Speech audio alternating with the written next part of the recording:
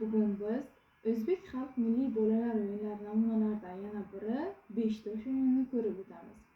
Albatta, bu o'yinni ustozimiz Oxunjon Safarovning O'zbek xalq milliy bolalar o'yinlari kitoblari asosidagi namunasidan Beshtosh o'yini, uning o'ynalish tartibi, o'ynalish usullari, qoidalari bilan birgalikda tanishib chiqamiz.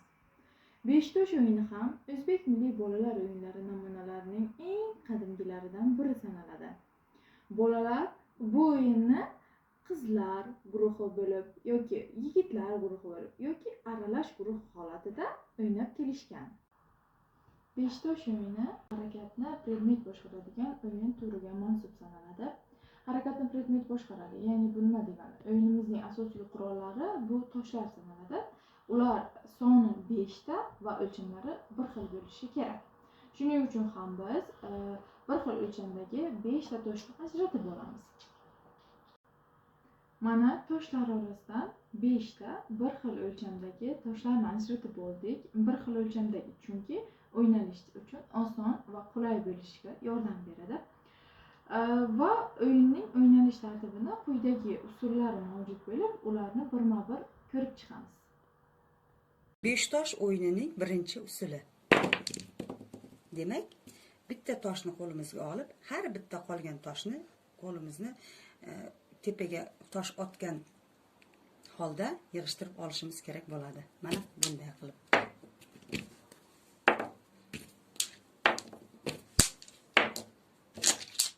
O'yinining ikkinchi usuli. Ikkinchi usulida bitta toshni qo'limizga olib, ikkita toshni birdaniga ilib olishimiz kerak bo'ladi. Ya'ni bitta toshni tepaga otgan holatda. Mana bunday qilib. Mana. Uchinchi usul. Bitta toshni qo'limizga olib, 3 ta toshni tepaga otgan holatda 3 ta toshni yig'ishtirib olishimiz kerak va bitta toshni yig'ishtirib olamiz. Mana bunday qilib. To'rtinchi usul.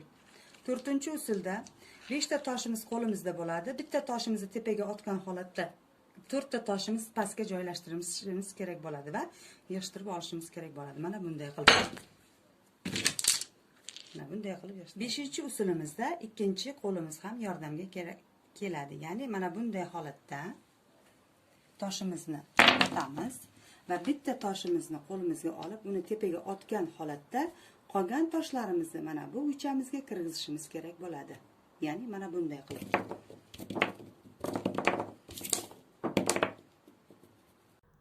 Beshtosh o'yinining qoidalari quyidagilar. Bolalarning aqliy hamda jismoniy rivojlanishini ta'minlaydi. O'zbek xalqining milliy qadriyatlarini bolalar ruhiga singdiradi.